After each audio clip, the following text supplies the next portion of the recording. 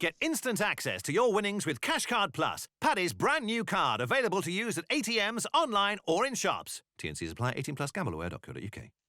I was hearing the other day that the teams themselves, they used to all sit down, the coaches used to sit down and say, right, these are the dates we'll play on and these are the times we'll kick off. But now apparently FIFA or UEFA decide these things. Hence, Scotland v England kicks off at 5 o'clock when everyone will have been nicely oiled, let's say, hydrated, to use the Graham Taylor term. So it's going to be a lively old atmosphere, isn't it? And yeah, Scotland, England, I mean, it was always one of the massive fixtures, wasn't it? It just seems to have crept onto most people's radars. So, an interesting game, and to set the scene, Adrian, gives Paddy Power's latest betting. So we've got Scotland here at 92, the draw is 23-10, and England 7-10. It's a really interesting test, this, isn't it, Mark? Because, I mean, Scotland are Scotland. England aren't a vintage England, but they just seem to mop up in the qualifiers. What's your verdict? I think that Scotland were unlucky when they lost 3-0 at Wembley. It was never a 3-0 game, and Scotland had chances in that match to definitely.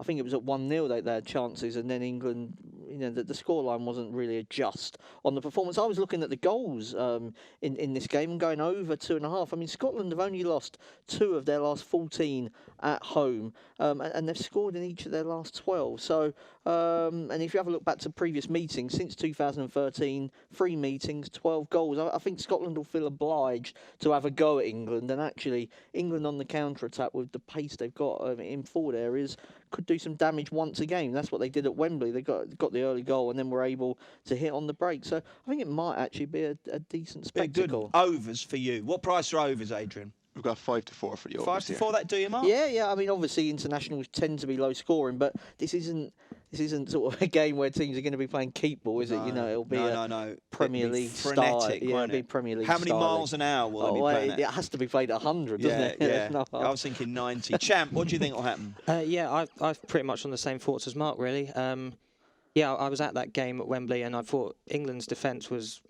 really, they were very, very lucky not to concede.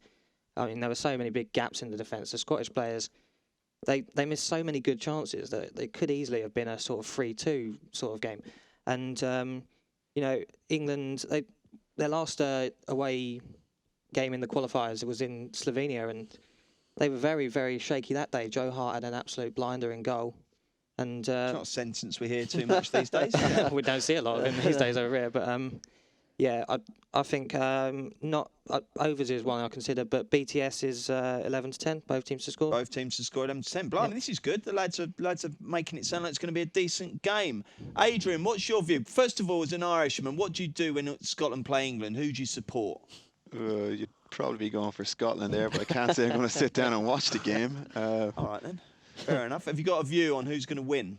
Yeah, I do think England probably do have too much for Scotland. Now, again, anytime you kind of read the reviews of England away or even England in qualifying this season, they win their games. They're never too convincing. Probably go against the lads and take like a 1-0 England victory. Righty-ho.